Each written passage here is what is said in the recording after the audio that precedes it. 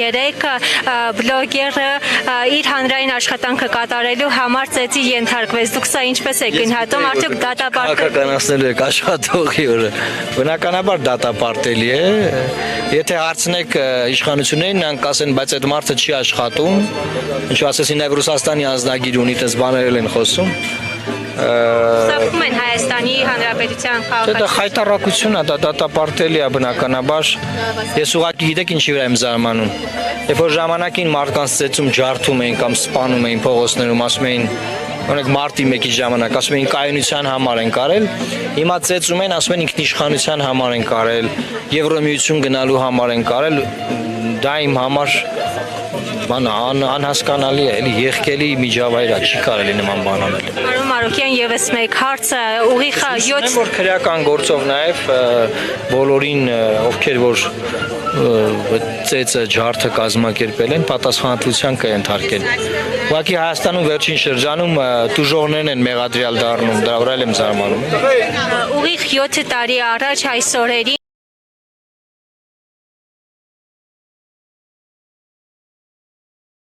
հրաժարական ներկայացրեց Սերժ Սարգսյանը եւ իշխանության եկավ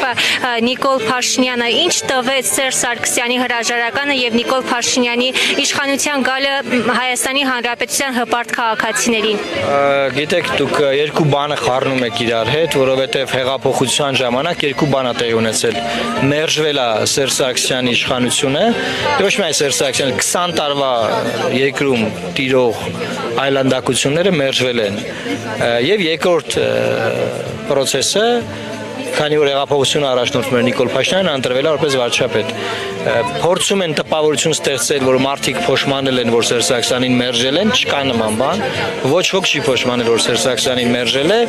այլ հազարավոր մարդիկ, 100 հազարավոր մարդիկ փոշմանել են, որ Նիկոլ Փաշինյանն է ընտրվել, որովհետև այն հույսերը, որը բոլորս ունեցել ենք, դրանք մսխվել են։ Հետաբար ես մեկը մյուսի հետ չի խառնի, այդ հույսերը մսխվել են, էլեկտորալ տարի է գալիս, հույս ունեմ ժողովուրդը կշտկի այդ սխալը, բայց նախկինին վերադարձի մասին չի, նախկինի վերադարձ չի լինելու։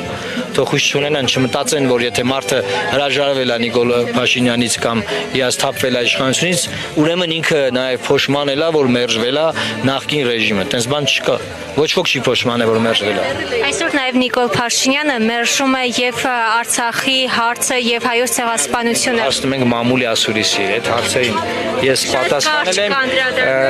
ես արձագանքել եմ, ես